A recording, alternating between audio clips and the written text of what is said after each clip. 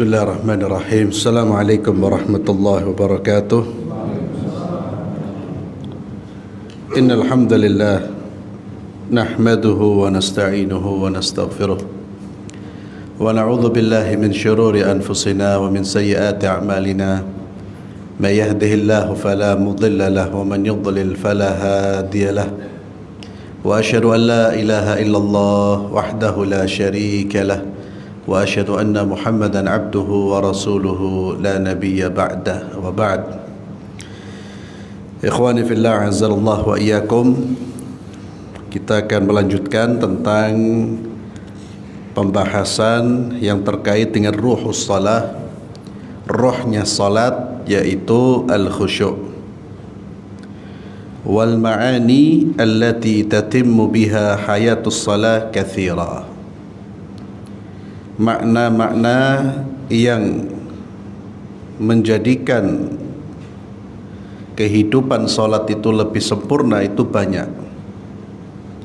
Ada hal-hal yang menjadikan salat kita lebih sempurna, bahkan salat kita menjadi salat yang ada rohnya. Kalau ada rohnya berarti salat kita itu seperti makhluk yang hidup. Seperti yang kita sampaikan pada pertemuan yang lalu, yang menyebabkan salat kita diberi pahala ganjaran yang besar, yang sempurna, itu adalah khusyuknya. Tentu ada faktor-faktor lain, tapi yang paling menentukan itu al-khusyuk. Sehingga para ulama mengatakan al-khusyu'u fis salah karruhu fil jasad. Khusyuk di dalam salat itu ibarat ruh di dalam jasad. Bagaimana kita bisa menghidupkan rohnya salat itu? Al-ma'na al-awwal, makna yang pertama, hudurul qalbi kama dzakarna, yakni menghadirkan hati ketika salat. Wa ma'nahu an yafrughal qalb min ghairi ma huwa mulabisun lahu wa sababu dhalikal himmah. Makna menghadirkan hati itu yakni mengosongkan hati dari segala sesuatu yang tidak ada kaitannya dengan salat. Dan sebab yang bisa mendorong itu, yang bisa menyebabkan orang fokus dengan sholatnya adalah himmah, keinginan yang kuat atau cita-cita yang tinggi, semangat yang tinggi untuk khusyuk. Artinya dia tanamkan bahwa yang ingin saya raih dalam sholat saya adalah kekhusyuan. Saya harus bisa khusyuk, itu himmah. Ya. Jadi jangan sampai kita berangkat ke masjid ini tidak ada cita-cita untuk bisa khusyuk, tidak khusyuk. Ya, antum ke masjid tidak ada keinginan untuk khusyuk, tidak khusyuk. Karena tidak ada yang dicita-citakan, tidak ada yang dikejar.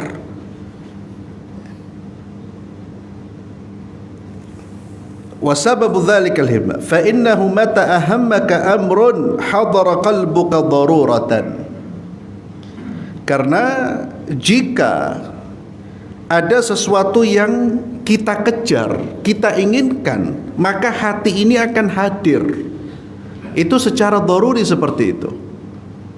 Ya, kita akan fokus. Antum keluar dari rumah ingin melakukan sesuatu yang sangat penting. Antum tahu apa yang antum ingin dapatkan itu sangat penting. Salat. Maka ketika kita keluar rumah, kita sudah berpikir tentang apa yang akan kita raih itu. Ya, taruhlah yang terpenting fulus. Ya. Ini ada proyek ini, ada duit mau diserahkan. Itu terus pikiran. Kenapa? Ada muhim, penting ini. Ya. Sama seperti kalau kita menganggap khusyuk itu penting, itu menjadi bagian terpenting dalam sholat saya, dan saya harus bisa khusyuk. maka itu akan membantu kehadiran hati kita. Fala ilaj lihdarihi illa sarful himma ila salah. Dan tidak ada penanganan untuk menghadirkan hati kecuali menfokuskan keinginan kita, cita-cita kita, atau pikiran kita hanya untuk solat. Ya. Wa insiraful himma yaqwa wa yad'uf bihasbi quwwatil iman bil akhirah wa ihtiqarid dunya. Dan fokusnya cita-cita ini atau pikiran ini, fokusnya pikiran kita ini akan kuat dan juga melemah. Ini yang kita rasakan. Terkadang ada khusyuk, terkadang melemah. Ya. Apa yang menyebabkan kuat dan melemahnya pikiran itu? Itu tergantung dengan kekuatan iman terhadap negeri akhirat dan juga tergantung pandangan kita yang merendahkan dunia. Kalau iman kita kepada negeri akhirat itu kuat dan itu menjadi cita-cita, dan kita melihat dunia itu rendah, bisa khusyuk, Pak. Mudah itu. Maka biasanya kita ini bisa khusyuk, Pak, setelah pengajian. Yang pengajiannya itu bicara tentang surga, tentang neraka. Pada saat itu kan iman terhadap akhirat itu begitu kuat. Dunianya sudah hampir keluar dari ingatannya. Biasanya kalau ceramah, setelah ceramah itu kan kita khusyuknya lebih mudah. Ya. Maka kata Syekh, fokus sholat itu terkadang dia menguat, terkadang melemah, tergantung kekuatan iman kepada akhirat dan sikap meremehkan dunia. Tapi sebaliknya, keimanan kita kepada akhirat lemah, tapi dalam diri itu kuat, cita-cita menggapai dunianya, elengnya dunia lebih kuat, ya sholatnya urusan dunia. Famata ra'aita qalbak la yahdhur fi shalah fa'lam anna sababahu dha'ful iman. Maka ketahuilah bahwasanya famata ra'aita qalbak, kapan kau melihat hatimu tidak bisa hadir ketika sholat, yang hadir hanya jasmanimu, hanya jasmani kita, maka ketahuilah penyebabnya adalah dha'ful iman, melemahnya iman. Fajtahid fi taqwiyatih, maka bersungguh-sungguhlah untuk menguatkan keimanan kita. Maka ini salah satu faktor orang tidak bisa menghadirkan kehusyuan di dalam sholatnya adalah, salah satunya adalah karena memang pada saat itu imannya lemah. Ya. Imannya lemah. Nanti bahas imannya lemah karena apa? Yuk ada lagi. Ya. Intinya imannya lemah. Maka kuatkan keimanan kita. Fajtahid fi taqwiyati. Wal ma'na tsani, yang kedua, at-tafahum li ma'nal kalam. Ketika kita ingin khusyuk, maka pahamilah makna dari ucapan-ucapan yang kita ucapkan. Memahami apa yang kita baca. Fa innahu amrun wara'a huduril qalb.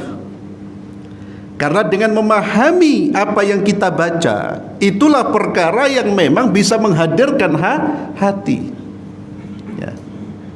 فإنه أمر وراء حضور القلب لأنه ربما كان القلب حاضرا مع اللفظ دون المعنى.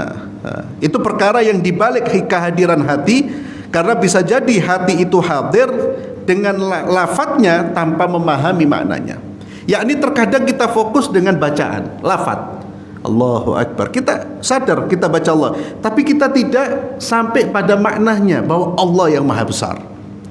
Maka di sini tidak hanya sekedar kita tahu artinya apa, tapi makna dari balik kata-kata itu apa. Dan itu tentunya belajarnya sebelum sholat. Ya. Itu kalau terus dibaca diulang-ulang, otomatis ketika sholat itu muncul. Allahu Akbar. Kita ini kalau takbir merenungkan kebesaran Allah itu hati sudah bergetar. Kalau yang kita baca Allahu Akbar, hati dan pikiran kita hadir, menghadirkan kebesaran Allah. Tuhanku ini lebih besar dari langit dan bumi, dan tidak ada yang lebih besar daripada Allah. Tidak ada yang lebih agung daripada Allah. Saya sedang menghadap Allah yang Maha Agung. Itu kalau muncul makna seperti itu sudah mulai nunduk. Ya. Fayanbaghi sarfu dhihn ila idrakil makna. Maka hendaknya seseorang itu mengarahkan pikirannya untuk memahami makna-maknanya. Bidaf'i al-khawatir asyaghila wa qat'i mawadiha. Dengan cara juga menghilangkan bisikan-bisikan yang menyibukkan dan menghilangkan unsur-unsur yang bisa menyibukkan kita dari memahami makna-makna yang kita baca. Intinya ikhwan fillah, bahwa yang kedua ini pahami apa yang kita baca, memahami arti dan makna. Makna itu lebih dari arti. Lebih dari arti. Ya kalau arti itu Allahu Akbar, Allah Maha Besar, ya sudah. Tapi kita tidak merenung kebesaran Allah. Ketika kita membaca Alhamdulillahi Rabbil Alamin, segala puji hanya milik Allah, kita menghadirkan berbagai macam nikmat yang Allah berikan kepada kita. Dan itu ikhwani fillah bisa muncul makna-makna itu kalau sebelumnya memang kita ahli merenung, tadabbur apa yang biasa kita baca. Membaca Quran dengan tadabbur, kalau zikir dibaca dengan tadabbur, itu nanti bisa terbawa pada sholat.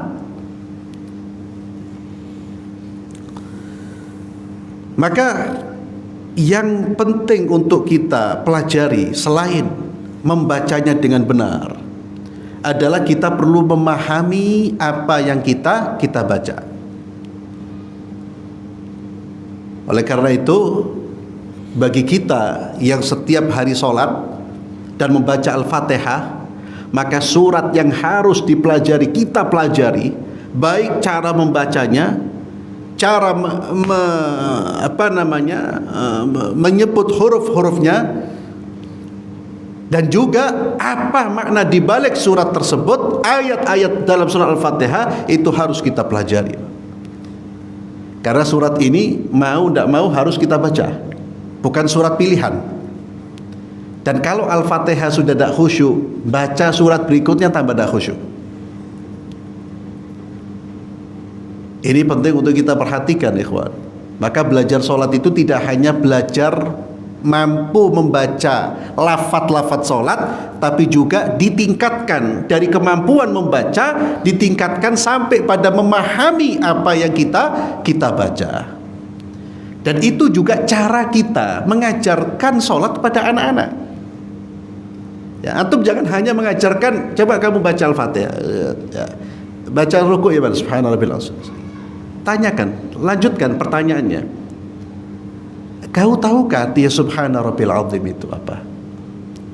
Alhamdulillah rabbil alamin. Tidak tahu, diajari.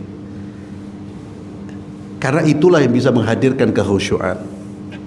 Demikian pula ikhwani fillah, agar pikiran itu bisa menghadirkan, bisa memahami makna yang dibaca, maka pikiran kita harus dijauhkan dari hal-hal yang bisa menyibukkan pikiran. Yang bisa menyibukkan pikiran itu bisa yang nyata, yang terlihat, atau bisa yang tidak terlihat. Imma dhahira wa hiya ma yushghil as-sam' wal basar. Yang bisa memalingkan pikiran itu adalah yang menyibukkan dari mendengar, dari melihat, atau yang batin, yang memalingkan kita tapi tidak bisa terlihat, Pak. Memang ada di dalam batin. In kana minal mawad ad-dhahira, kalau yang memalingkan pikiran itu hal-hal yang terlihat, maka apa yang bisa memalingkan itu harus dihilangkan dulu dalam solat kita, dihindarkan, dijauhkan dulu dari tempat solat kita. Wa huwal qurbu minal qiblat. Caranya gimana? Dia lebih dekat dengan kiblat. Termasuk disunahkan kita solat menghadap sutrah. Maka solat lebih dekat dengan kiblat, dekat dengan dinding, itu lebih memfokuskan pikiran dan lebih terjaga dari hal-hal yang bisa mengacaukan pikiran kita. Insya Allah gak sama Ustaz, antum sholat di sini dengan sholat di belakang umpamanya.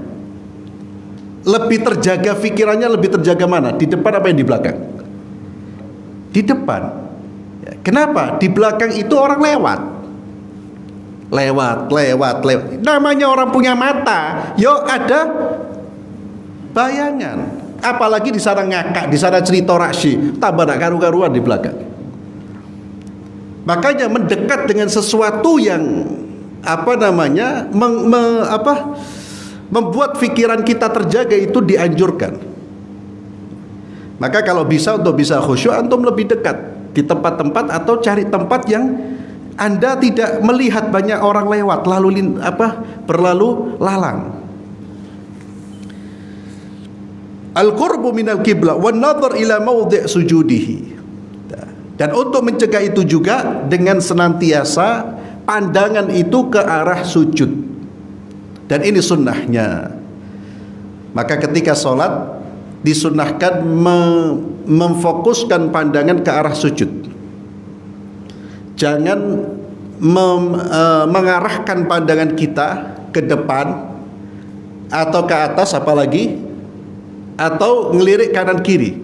Fokus ke arah sujud. Wan nadhar ila mawdi' sujudi, melihat ke tempat sujud. Di sini melihat. Saya tidak membaca di sini ada anjuran untuk menutup mata. Ya. Untuk menutup mata karena memang sunnahnya bukan menutup mata.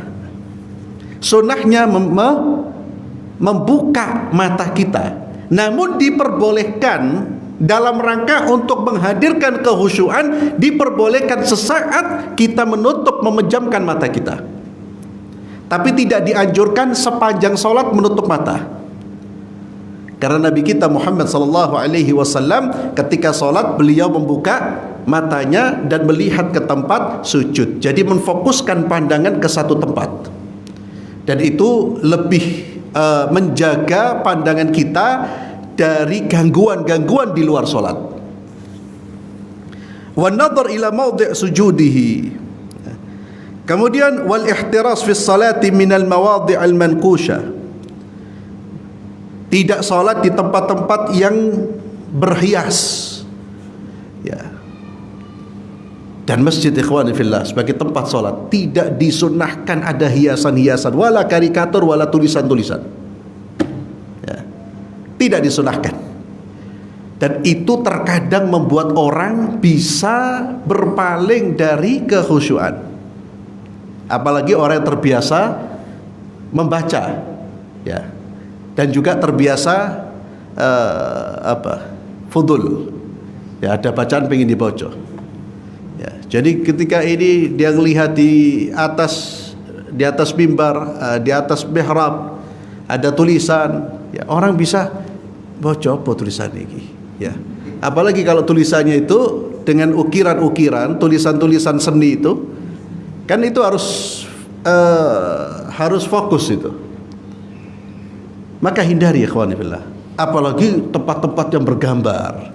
Dan ini juga menjadi peringatan. Satu, kita hindari dari tempat-tempat tersebut. Yang kedua, kita jangan masuk masjid membawa gambar-gambar atau tulisan-tulisan, terutama di belakang kita. Jangan masuk masjid bawa pakaian yang di belakangnya ada tulisan. Maka dianjurkan antum masuk masjid perhatikan pakaian yang dipakai. Bahkan ikhwani fillah sampai saya melihat sendiri, ya, sampai awamnya sebagian orang dari kita ikhwani fillah. Itu saya melihat sendiri orang masuk Jumatan itu pakai kaos Homer, ya. Jadi merek Homer, satu merek itu mungkin dibagi, ada dia pakai. Nah, ketika diingatkan, oh gak boleh pak ya, ya. Jadi awamnya seperti itu, ya. Sudah tahu itu merek Homer, maka jangan sampai kita juga menyebabkan, ya, kita mencari tempat yang bisa memfokuskan pikiran kita, dan jangan sampai kita menyebabkan orang lain gara-gara kita hilang fokusnya. Wa alla yutrak indahu ma yushghil hissahu, dan hendaknya dia meninggalkan apa-apa yang bisa menyibukkan indranya. Fa inna Nabiy sallallahu alaihi wasallam lamma shalla fi ambijaniyah laha a'lam naza'aha. Bayangkan Nabi kita Muhammad sallallahu alaihi wasallam pernah salat ya fi anbijaniyah, di kain. Anbijaniyah itu kisahun ghalid, kain tebal yang ada a'lam, ada motifnya. Beliau terganggu. Nabi loh ini. Beliau pun melepas kain tersebut. Waqala, beliau sallallahu alaihi wasallam bersabda, innaha alhatni anifan an salati. Gambar-gambar motif itu bukan gambar makhluk bernyawa, motif. Motif itu membuat saya terlalaikan. Saya dilalaikan dengan motif tersebut di dalam salatku. Ya. Karena Nabi sallallahu alaihi wasallam tentu khusyuknya Nabi tidak sama dengan khusyuknya kita. Ya. Setitik yang bisa melalaikan saja itu sudah dianggap satu kemungkaran, satu kesalahan, dilepas oleh Nabi. Itulah mengapa kita tidak dibenarkan sholat di tempat-tempat yang bergambar, ya, tempat-tempat yang bermotif warna-warni. Ya. Tujuannya apa? Untuk menjaga kehusyuan. Termasuk antum beli sejadah, beli karpet. Jangan sampai yang kemudian membuat orang itu akhirnya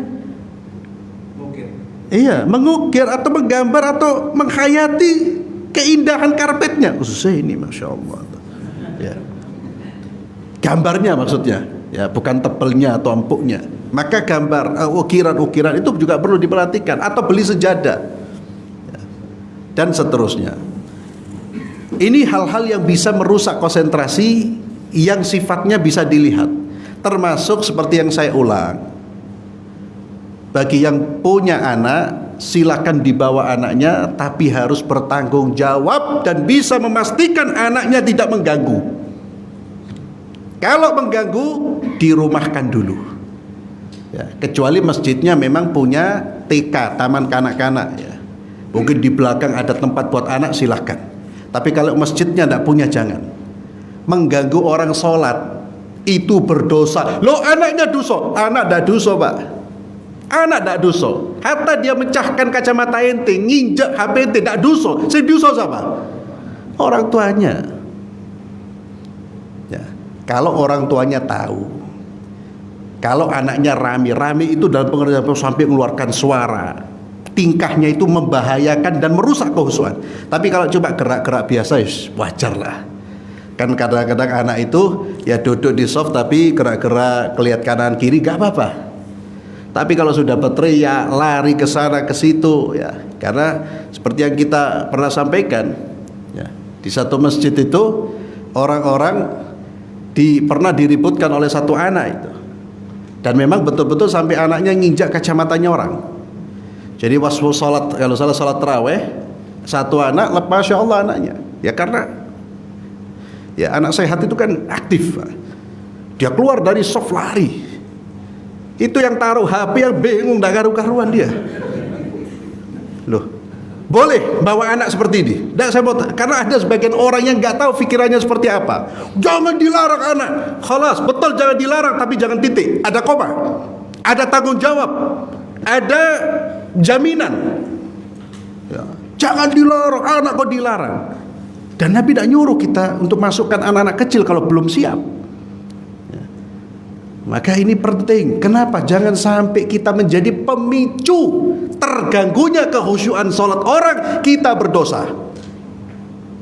Kita berdosa kalau kita menjadi pemicunya dengan membawa anak-anak yang memang belum siap. Tapi kalau dia sudah siap, bawa ke masjid. Kalau anak kita bisa diberitahu, nak, ojo lari-lari di sebelah ini api, anteng dia. Walaupun tidak anteng, gerak-gerak, tidak ada masalah. Pokoknya jangan teriak-teriak, jangan lari itu yang kotor. Saya ingat betul itu, kaget semua orang, bingung. Sebelah anak itu sudah bingung, ya Allah. Itu taruh HP, diinjak brot, kholas. Ya. Dia mau ke masjid, mau dapat abu rahmatik. Ya. Gara-gara apa? Dibingungkan dengan satu anak. Karena memang tidak dibenarkan. Kita harus menjaga kehusyuan bersama, ya. Menjaga kehusyuan diri kita dan juga menjaga kehusyuan bersama. Karena khusyuk itu penting. Wa in kana minal mawad al-batinah, kalau unsur-unsur yang memalingkan pikiran kita itu tidak terlihat, fatariqu ilajiha, maka jalan penanganannya an yurad dan nafsu qahran, maka jiwa ini harus dikembalikan secara paksa ila ma yuqra fis shalah. Dia harus dipaksa untuk memahami apa yang dibaca ketika sholat. Terkadang nggak ada apa-apa, tapi tetap dia tidak bisa khusyuk, maka dia harus paksa jiwanya. Wa yushghiluha bihi an ghairihi, ya. Termasuk ya ikhwan, sebelum saya baca ini, termasuk hal-hal yang bisa memalingkan itu seperti apa? Ya, seperti pernah saya sampaikan juga, makanan yang sudah disajikan dalam keadaan lapar, kita lapar, maka sunnahnya makan dulu. Itu terlihat sesuatu yang bisa memalingkan pikiran kita dari sholat. Maka kata Nabi SAW, la salata bihadratit ta'am wala wahwa yudafi'ul akhbathan, atau kama qala SAW. Kata Nabi SAW, jangan seorang itu sholat di depan mata makanan yang sudah tersaji, ya, tapi kalau belum tersaji berarti belum. Yang sudah tersaji di bihadratit ta'am, dia melihat perut lapar, makanan disajikan, iqamah, disuruh makan, sunnahnya disuruh makan. Ketinggalan telat, sunnahnya disuruh makan. Kenapa? Menjaga kehusyuan. Karena semua yakin, pasti mengamini, orang yang lapar melihat makanan di depannya kemudian dipanggil sholat, model kayak kita. Yo eling makanan, Pak, hatta ke masjid, ya, eling makanan. Kita bukan nabi, bukan sahabat, ya, Ibnu Zubair itu kalau sholat dengar dentuman tak gerak dia. Bukan itu kita. Maka jangan coba-coba ada perut lapar kemudian ke masjid. Jangan menganggap ke masjidnya kita tuh lebih baik lah. Kenapa? Hilang konsentrasi kita dan bisa menimbulkan banyak dosa. Antum lapar, ada makanan di rumah sudah disajikan, ke masjid bisa menimbulkan banyak dosa. Dia bisa marah sama imam, ya. Kalau imamnya baca tuwa titik, ngamuk dia. Wallahu akbar ikan, la Allah imami. Akhir berbagai macam dosa. Salatnya tak karu-karuan. Ya. Ya. Bisa jadi kesusu-susu dan seterusnya. Itulah kemudian yang dilakukan oleh para sahabat, di antara Abdullah bin Umar, ya. Ketika beliau berbuka makan, masih makan, kemudian iqamah, beliau teruskan dan tidak dipercepat. Ya, artinya biasa, bukan diperlambat, tapi normal lah. Itulah Islam. Demikian pula Nabi melarang kita sholat dalam kondisi apa? Menahan buang air kecil dan buang air besar. Maka ketika masjid sudah dikumandangkan iqamah, imam sudah membaca, kita kebelet keluar, jangan ditahan. Karena menahan juga nanti efeknya seperti tadi, ya. Satu, kehilangan kehusyuan, kecuali yang kebelet yang masih tidak sampai menghilangkan kehusyuannya. Tapi kalau sudah sampai menghilangkan kehusyuannya, pikirannya buyar, bisa jadi hatinya juga mangkel sama imam, ya. Apalagi sholatnya subuh, imamnya bikin panjang, bawa panjang, ya Allah. Itu dilarang oleh Nabi Muhammad SAW. Dan juga ikhwani fillah, ditambahkan juga maka dianjurkan pula dalam rangka untuk menjaga konsentrasi khusyuk seseorang, pakaian kita pakai yang baik, ya, yang bukan berbau. Juga kita perhatikan kebersihan diri kita. Itu semua dalam rangka apa? Menjaga konsentrasi bersama. Menjaga konsentrasi bersama. Terutama antum biasanya juga kadang-kadang yang kita dapatkan itu ketika puasa, ya, sholat maghrib orang habis berbuka.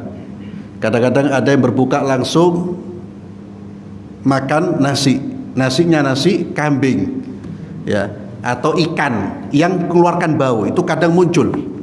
Itu tidak semuanya orang di sebelah itu menikmati baunya itu. Ada orang yang kemudian tidak kuat, bahkan bisa muntah. Itu juga harus kita pikirkan, ya. Itu juga harus kita pikirkan. Kita habis makan ikan ya, yang ada amisnya, mungkin baunya ada amisnya, tangan kita, mulut kita, itu juga harus kita pikirkan. Harus kita bersihkan dulu. Kemudian wa in kana minal mawad al-batina fa tariqa ilajihi an yuraddu nafsu qahran ila ma yuqra fi shalah. Jadi jalan penanganannya mengembalikan cara paksa jiwa ini untuk memahami apa yang dalam salat, wa yushghiluha bihi an ghairihi. Dia menyibukkan dirinya dengan bacaan-bacaan salatnya. Wa yasta'id lidzalik qabla ad-dukhul fi shalah. Ya. Gimana caranya biar dia bisa fokus dengan bacaannya? Hendaknya dia mempersiapkan sebelum dia masuk ke dalam salat. Bi an yaqdiya asghalahu. Dengan cara apa? Dengan menyelesaikan urusan-urusannya sebelum salat. Ya. Wa yajtahid fi tafrighi qalbihi wa yujaddid ala nafsihi dzikra al-akhirah wa khatra al-qiyam baina yaday Allah wa hawla al-muttala'. Ya, apa ini bacaannya? Wa hawla al-muttala'. Artinya ru'yatu malakil maut. Jadi dia selesaikan urusannya, dia berupaya untuk mengosongkan hatinya dengan urusan-urusan yang lain, lalu dia perbaharui dirinya dengan mengingat-ingat akhirat dan bahayanya. Wa khatar itu bahaya atau kondisi yang menakutkan tatkala dia menghadap Allah dan juga tatkala malaikat maut menjemputnya. Artinya apa? Orang kalau sudah tidak bisa khusyuk, caranya gimana? Maka ingat hal-hal yang membuat kita ini takut. Fokus dengan bacaan, tidak bisa saya. Maka ciptakan rasa takut dalam jiwa kita. Malaikat maut, kematian, dahsyatnya neraka, dampak buruk dari kalau saya tidak khusyuk, saya bisa tertolak sholat saya. Hal-hal seperti itu dimunculkan. Bahkan sampai dimunculkan tentang kengerian tatkala dia melihat malaikat maut, dan tidak bisa menyelamatkan dia dari kengerian ketika mati kecuali sholatnya. Kalau sholatnya tidak beres, dia akan tersiksa, dia akan mengalami penderitaan dan ketakutan yang luar biasa. Fa'illam, kalau seandainya fikirannya belum tenang dengan itu, falya'lam annahu innama yatafakkar fima ahammahu washtaha. Hendaknya dia mikirkan apa yang dia sukai dan dia inginkan. Falyatruk tilka syahwat wal yaqta' tilkal awaik. Intinya ikhwani fillah azzalallahu ayyakum, intinya ini apa? Bahwa kita yang paling utama itu terus menfokuskan pikiran dan hati. Fokus apa? Pertama bacaan kita, pahami maknanya. Kalau kemudian bacaan-bacaan itu belum bisa menghadirkan kehusyuan, ingat hal-hal yang terkait dengan akhirat dan kematian. Ingat hal-hal yang terkait dengan kematian dan akhirat. Dan sebetulnya ini belum disinggung, Nabi kita Muhammad sallallahu alaihi wasallam itu memberikan salah satu tips bagi kita dalam semua ibadah. Ketika kita beribadah dalam semua ibadah, tapi dalam hadis ini terkait dengan sholat. Ketika kita sholat dan ibadah-ibadah yang lain, maka hadirkan kesadaran bahwa itu bisa jadi ibadah saya yang terakhir. Itulah pesan Nabi kita Muhammad sallallahu alaihi wasallam. Ketika beliau diminta untuk memberi wasiat, beliau sallallahu alaihi wasallam beliau bersabda, "Idza qumta ila salatin fasalli salatan muwaddi'." Jika engkau bangun untuk solat, maka solatlah seolah-olah itu solatmu yang terakhir, solat perpisahan. Dan itu penting ya ikhwan fillah. Dan memang bisa jadi, kemungkinan itu ada. Ini solat saya yang terakhir. Ini mungkin bisa jadi solat isya saya yang terakhir. Siapa yang menjamin kita keluar kemudian selamat? Hatta usia kita masih belasan tahun, 20 tahun, apalagi sudah 60-70 loh ya. Jangan pernah kita mengatakan nanti, jadi bisa jadi ini terakhir. Dan ini terapkan dalam semua ibadah. Ketika kita umroh, bisa jadi ini umroh saya yang terakhir. Ketika kita berangkat haji, bisa jadi di perjalanan haji saya yang terakhir. Ketika kita berpuasa Ramadan, bisa jadi di puasa Ramadan saya yang terakhir. Maka dengan kita menyadari bahwa bisa jadi ini ibadah saya yang terakhir, itu juga akan membangun dan menimbulkan kehusyuan. Kemudian ada hal juga yang penting untuk diperhatikan. Khusyuk itu tempatnya dalam hati. Khusyuk itu tempatnya di dalam hati. Yang menyebabkan orang bisa khusyuk dari hati. Maka di antara hal yang bisa menghadirkan kehusyuan di dalam hati kita adalah salamatul qalb. Selamatnya hati kita dari berbagai macam penyakit dan bersihnya hati kita dari berbagai macam kotoran. Maka bersihkan dulu hati kita, ikhwan. Terkadang orang ngerti agama, dia bisa bahasa Arab, dia memahami apa yang dia baca, tapi tidak bisa khusyuk. Kenapa? Dalam hatinya masih ada hiqd, masih ada hasad, masih ada kesombongan terhadap hamba-hamba Allah. Itu semua bisa menghalangi kekhusyuan kita. Karena khusyuk itu butuh hati yang bersih. Seperti ketika kita menanam bibit, kalau bibit itu ingin menumbuhkan tumbuhan yang baik, kita cari tanah yang layak, tanah yang baik, baru dia bisa tumbuh. Demikian pula khusyuk itu bisa tumbuh dalam hati kita kalau hati ini bersih dari segala macam kotorannya. Jadi itu juga salah satu hal yang perlu kita perhatikan. Saya kok sudah belajar, saya sudah memahami arti, kok tidak bisa khusyuk ya? Bisa jadi. Ada kesombongan yang kita pelihara. Ada kesombongan yang kita pelihara. Kita melihat hamba-hamba Allah itu dengan pandangan penghinaan, Pak. Ketika al-kibr itu masih bercokol di sini, itu susah untuk bisa menerima kekhusyuan.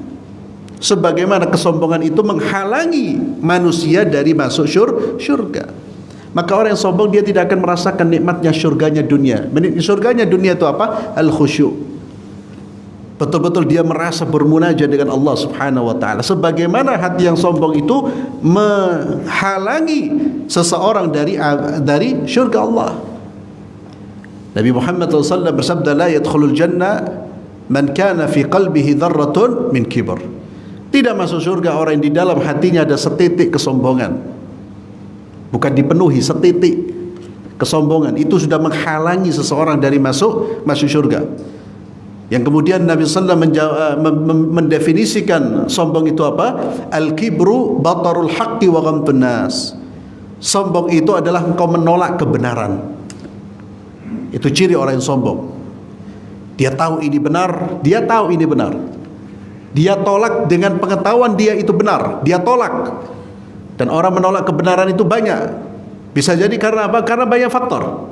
Entah karena yang menyampaikan kebenaran itu di luar kelompoknya, bukan orangnya, bukan keluarganya, atau yang menyampaikan kebenaran itu mungkin usianya lebih muda, status sosialnya lebih rendah, dia tolak. Semua bentuk penolakan akan kebenaran itu adalah al-kibr yang menyebabkan orang tidak masuk surga. Yang kedua, al-kibr itu apa? Wa ghamtun nas. Meremehkan manusia. Itu kalau ada dalam hati, Pak, susah bisa khusyuk. Itulah mengapa ketika wudhu kita minta dibersihkan. Allahumma ja'alni minat tawwabina wa ja'alni minal mutatahhirin. Demikian pula penyakit al-hiqd, dan ini penyakit yang ada pada setiap manusia. Yang ada pada setiap manusia. Ma khala, tidak ada yang tidak punya penyakit hiqd. Bibit setiap orang ada, karena setiap orang tidak ingin diungguli. Hati-hati dengan penyakit hiqd. Maka seorang muslim ketika merasakan hiqd, hasad di dalam hatinya, segera dia bertaubat kepada Allah sebelum hasad itu semakin kuat akarnya. Kalau semakin kuat, Pak, susah kita bisa khusyuk nanti. Tak bisa kita. Tak ketemu dengan hati kita, tak nyambung ke Allah Subhanahu wa taala. Apa hiqd itu? Sebagian ulama mengatakan hiqd itu, iri itu, cukuplah seorang dikatakan punya penyakit hasad kalau dia membenci kenikmatan yang ada pada diri orang lain. Belum sampai pada tahap dia ingin kenikmatan itu hilang, belum sampai pada tahap itu. Hanya membenci, tak senang saja. Antum melihat orang sukses, tak senang. Ada kebencian. Itu hiqd, Pak. Dan itu penghalang kekhusyuan. Ngelihat orang bahagia tak senang. Na'udzubillah. Belum sampai dia berharap nikmat itu hilang, belum. Cuma tak senang saja. Karaha, membenci nikmat yang ada pada orang lain. Hati-hati. Itu hal-hal yang terkadang tanpa disadari sebetulnya menghalangi kekhusyuan kita. Maka seorang muslim ketika dia ingin menjaga sholatnya biar khusyuk, Pak, maka satu dosa zahirnya dihilangkan, termasuk dosa-dosa batinnya, sehingga bertemu dengan Allah itu biqalbin salim, dengan hati yang selamat. Kemudian setelah itu apa? Dia hadirkan pentingnya khusyuk. Khusyuk itu merupakan perkara yang paling penting dalam sholat saya. Seperti yang tadi saya sebutkan, itu harus menjadi cita-cita saya, harus sholat khusyuk. Ya. Kemudian melakukan upaya-upayanya, menghadirkan makna-makna yang dibaca. Ya. Ini harus dibaca ini. Maka lafaz-lafaz sholat kita gak boleh kita baca tanpa memahami artinya. Ya. Itu harus kita perhatikan. Maka sekarang dibuka itu nanti buku-buku sholat itu. Dan yang terakhir, ikhwani fillah, ini kenapa saya tidak lanjutkan, karena penjelasan berikutnya agak panjang, Pak. Ini tidak bisa dipotong. Yang terakhir yang ingin saya sampaikan adalah perbanyak doa. Salah satu doa yang diajarkan oleh Nabi kita Muhammad sallallahu alaihi wasallam, Allahumma inni a'udzubika min qalbin la yakhsha. Ya Allah, aku berlindung kepadamu dari hati yang tidak khusyuk. Ada doanya. Ini menunjukkan pentingnya khusyuk. Sampai Nabi mengajarkan doa agar kita dilindungi dari hati yang tidak khusyuk. Allahumma inni a'udzubika min ilmin la yanfa' wa min qalbin la yakhsha wa min nafsin la tashba' wa min da'watin la yustajabu laha. Itu kalau terhindar dari penyakit ini, wah istimewa hati kita. Allahumma inni a'udzubika min ilmin la yanfa', berlindung kepadamu dari ilmu yang tidak bermanfaat, qalbin la yakhsha, hati yang tidak khusyuk, ya, min qalbi la yakhsha wa min nafsin la tashba', dari jiwa yang tidak pernah kenyang. Jiwa kalau tidak pernah kenyang, muncul tamak, rakus, muncul koruptor, semua dari jiwa yang tidak pernah kenyang.